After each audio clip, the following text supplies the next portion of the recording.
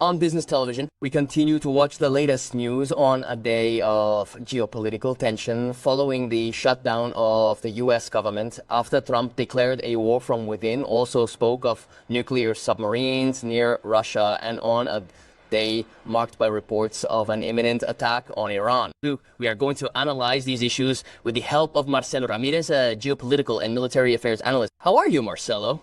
Good afternoon. Good afternoon. Delighted to have you here on another day of very current geopolitical events, a day once again marked by what the President of the United States, Donald Trump, is saying about an invasion. Yesterday, in this war message to his army, he came to say, well, they have a war from within. What do you think of this message, and what are both Trump and Herseth referring to? Well, I think that Donald Trump's main enemy is actually his internal situation. I don't think he prioritizes that over any confrontation with Russia or China. This is more than evident in his actions. We have to understand that the United States is virtually divided into two factions that are on the brink of civil war. There has been much speculation about whether this is a real possibility or not, but what we are seeing, the murder of Charlie Kirk and so on, everything shows that this meeting that he held in Quantum is escalating in some way. He also seeks to somehow clean up the internal situation of the U.S. military, which is in truly deplorable conditions. This has been denounced since Trump's first presidency. Basically, the armed forces, they said that Trump's people dedicated more time to gender issues than to military training. Well, it's also a bit like what Head said. So we are witnessing a reconfiguration of the United States that is all framed within the same thing: an internal change, a change in policy, a change in values, a cultural change, given that, well, the decline of the United States is quite evident today, and Trump is trying, I think, desperately, with many mistakes, to try to reverse that process of decline.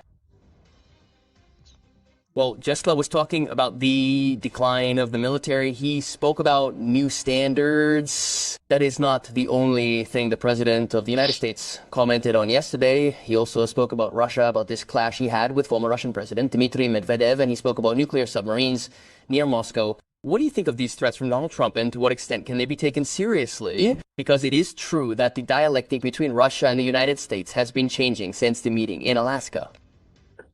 That is true. We have also seen throughout history almost like a pattern of Donald Trump's movements. He increases the tension in some way in order to hit the table harder, and on the other hand, he does it in front of the internal public opinion of the United States that has a special animosity towards presidents that they consider weak. So he has to appear very strong.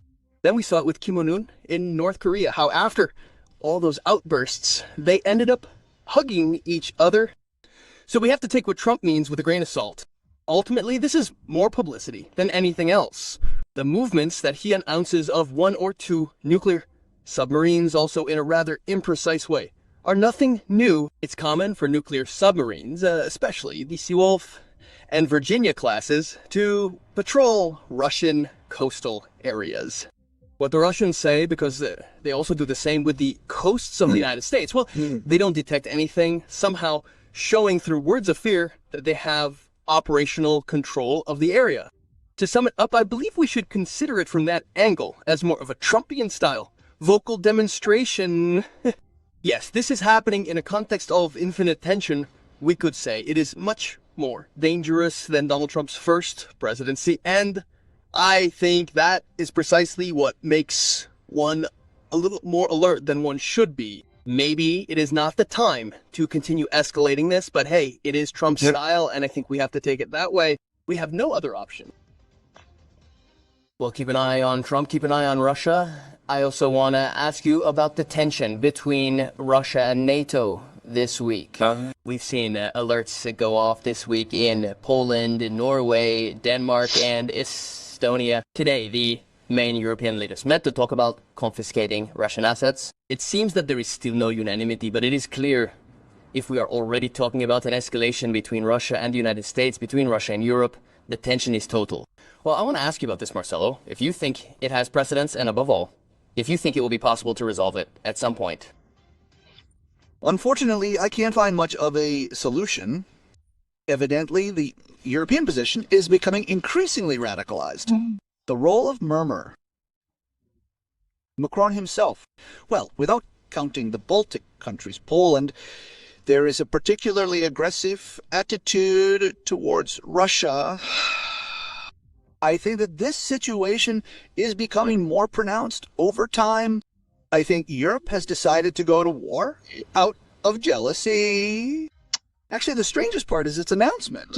I have not seen many cases of a war being announced, even with probable dates. Before 2030, Germany is beginning to take very firm steps towards mandatory recruitment of men and women, because that is ultimately what they are going to end up doing. In other words, the whole process is crystallizing. Russia does not have too many escape routes. I believe that Russia has reached its peak of patience. I think that Russia is clear that the issue of Ukraine is really a fight over national security or the need to control its borders, especially its eastern borders, borders that have to do with areas of influence, such as those in Eastern Europe, which is a priority for Russia. And I think that Russia's words, especially Putin's, should be taken into account when they talk about the situation being extremely serious. In other words, Russia has a determination that, unlike what we were talking about before with Donald Trump, where we said, well, Trump talks, he says things, but then we don't know exactly what he's going to aim at or what he's going to do. He's probably doing it to de-escalate. In the case of Russia, the issues are different. Russia is a much firmer country. It doesn't usually make these types of statements. And I think that deep down, there is an unsolvable problem. Evidently, they are locked in conflict over a matter of seemingly vital importance to both sides. Sometimes one does not understand why this is the path chosen by the European Union. It is a path that obviously does not favor it, as we can see with the process of German deindustrialization. Furthermore, they do not have armies that are in a position to do so, and they are trying to prepare themselves for a military confrontation with Russia, in which I believe they also have every chance of losing. Honestly, it seems like a crazy attitude. But, well, one cannot find the reasons why Europe could stop, because evidently they are adopting an attitude that, in addition to being closed, let us pay attention to how they are eliminating the opposition parties. Well, the regulations now in Moldova are pointing towards the installation of governments that are increasingly close to the prisons of public opinion, which is obviously beginning to wear down in a situation like this. I mean, I think that unfortunately the direction seems to be towards a firm war that is going to take place between Russia and Europe, that perhaps the most we can hope for is for it to be handled in conventional terms and not turn to nuclear weapons. Well, pending this tension between Russia and Europe, I also want to ask you about the Middle East with Donald Trump, who yesterday said that he had ended this war that is going to last almost 3,000 years. He said practically once again that he deserves a Nobel Peace Prize, but today we have heard from Nunca, well, at least leaving it up in the air, right? Saying that there are many points, there are many parts of this 20-point plan that are far from satisfactory to Nunca, and even a priori, it seems that he is going to reject this proposal. So, how do you see the situation in the Middle East, and also, well, this war with Israel that seems like it is not going to end? You also reach a point that is quite complicated to resolve, since one should ask oneself what Israel's real policies are. That is, what is Israel's strategic objective? In order to talk about security and the need to establish calm within its country, what Israel is doing, well, historically, is attacking its neighboring countries. This is an objective fact, right? It is not an ideological position. One can observe it constantly in Israel. Israel implies that it is moving towards what is known as a greater Israel, which means nothing more and nothing less than cutting off part of half a dozen countries that surround it.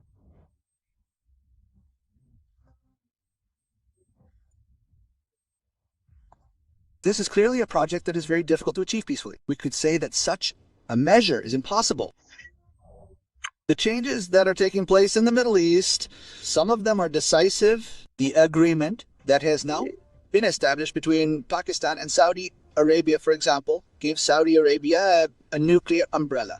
And the strengthening of the Iranian armed forces, which I believe have taken into account in a good way the 12-day confrontation, the shortcomings they had, especially in the aspects of air defense.